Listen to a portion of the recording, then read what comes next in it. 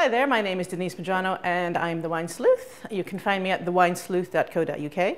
And what I write about is basically wines that I like, wines that I find when I'm out and about, good value wines. And I'm here today to talk about good value wines for the holidays. As you know, it's quite expensive, spending a lot of money on Christmas, presents, going out, etc., etc. So today I've gotten a variety of wines from the supermarkets, and also they are available in your independent wine retailers.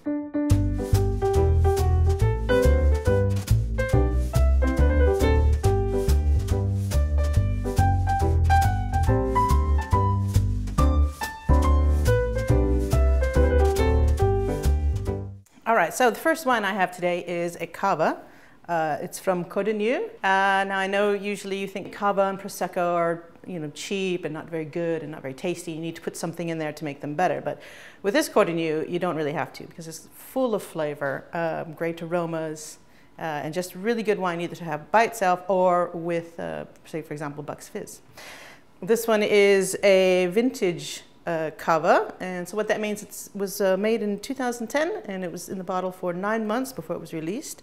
It's still good. I mean, a lot of people think cava Prosecco only lasts, for a very short time, but this one is actually made in a traditional method, so it was fermented in the bottle, so it has a lot more complexity and breadth of flavor. I'm just going to pour a little bit in here, and as you can see, I'm using a white wine glass. Now, I know traditionally people use flutes, but I find white wine glasses, even though you don't really have so many bubbles in there, you just get a lot more in the nose and a lot more flavor as well coming out. So if you really want to appreciate a sparkling wine or champagne, I definitely recommend a white wine glass.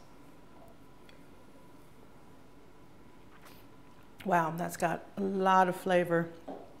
Great fruit in there, nice long finish, sort of very citrusy but balanced. Really lovely wine to drink. And you can have this either sitting around while you're waiting for the turkey to be done, or you can have it with Bucks Fizz, add a little bit of orange juice. It's very good. I got this one for about $6.99 at Tesco. You can find it for between £6 and £10 usually. And I would recommend actually any of the Chardonnay range. They have very, very good cavas, very good value for money.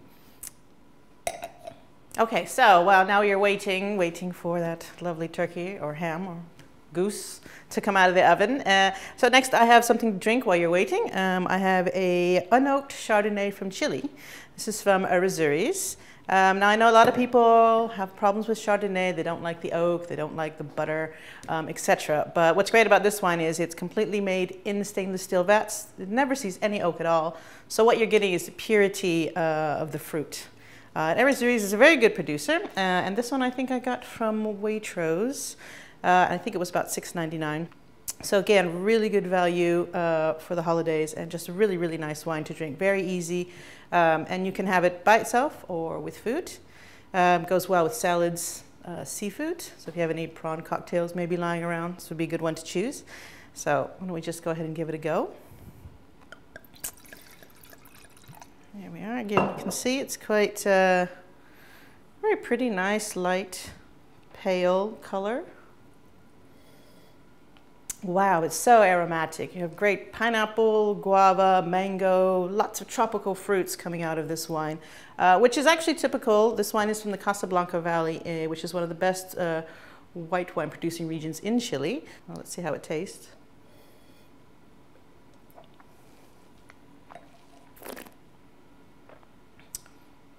Wow, very fresh. Good acidity, not too light. It's got a bit more body than Pinot Grigio. Pinot Grigio sometimes can be just all lemon, but this actually has a bit of structure to it. It's a little creamy, even though it has didn't spend any time in oak. So this is a great wine. You could just, actually might be too easy to drink, so be careful with that. Okay, so now we've moved on to the main event today, which is our Christmas dinner. And I don't know about you, but I like to have a red and a white wine on the table, because some people like red, some people like white. I like both, so there you go.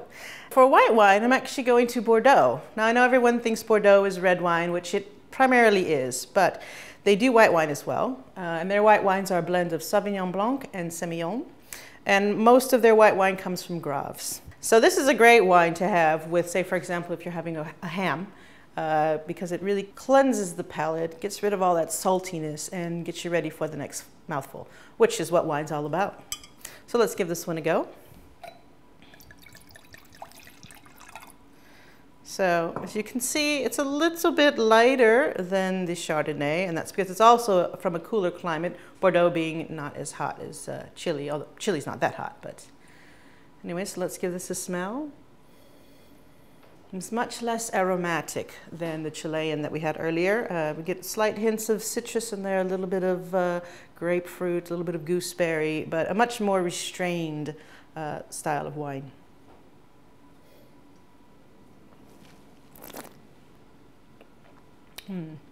Yeah, it's very nice. It's got great fruit on there, great citrus, citron, lemon, a little bit of gooseberry, and this great acidity that just kind of kicks in at the end.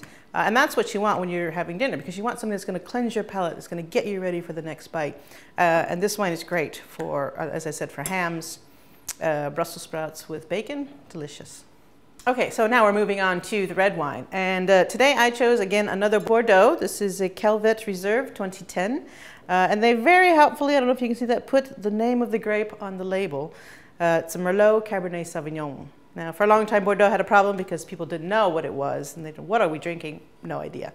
So they're helping us out now, which is very, very useful when you're in the supermarket. So you know you're getting a Cabernet Merlot blend.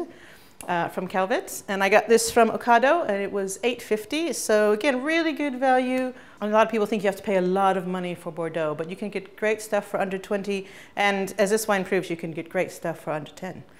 So the great thing about this wine is that it's not too jammy. What wine should be doing is it should be complementing the food. It shouldn't be overwhelming the food. So sometimes when you get those New World wines, like something from Argentina or California, there's so much fruit in there that they just overwhelm your palate, and you could be eating anything. There's no match. There's nothing special about it. It's just the wine. So let's give this one a go. Again, it's quite dark in color despite being a 2010, but doesn't look too heavy. So, very nice, subtle aromas on the nose. Get some black currant in there, maybe a little bit of cassis.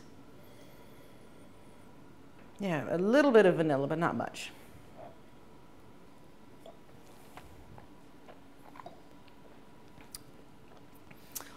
Yeah, it's very, very nice. It's a nice, light to medium-bodied wine.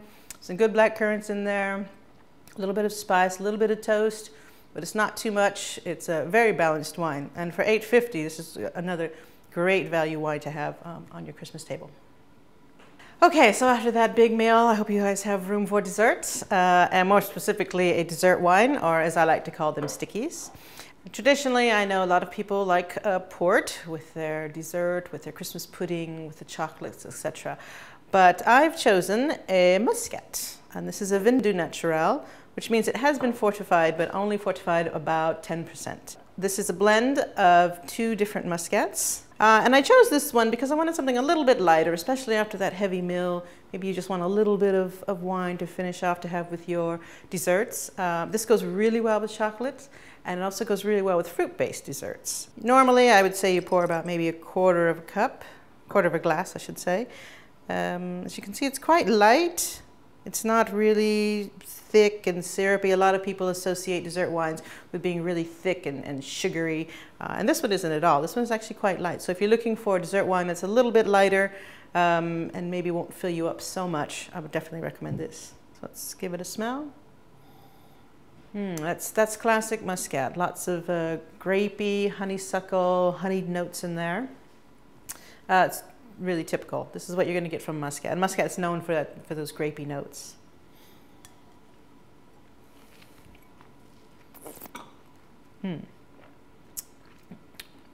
Wow, again on the palate, wow, great acidity, which is exactly what you want from a dessert wine. Because you have all of that sugar from the dessert, you need something that's going to clean your palate out. My mouth is still watering. I can still feel the acidity just going through there and just clearing everything out. So I would definitely recommend this muscat. I got it from Waitrose. It was $7.99. And it's a great, great wine. And, you know, maybe you want to pick up 2 bottles, see how it goes. Save it for New Year's Eve. Anyway, so that's it for me, and I hope you enjoy these wines.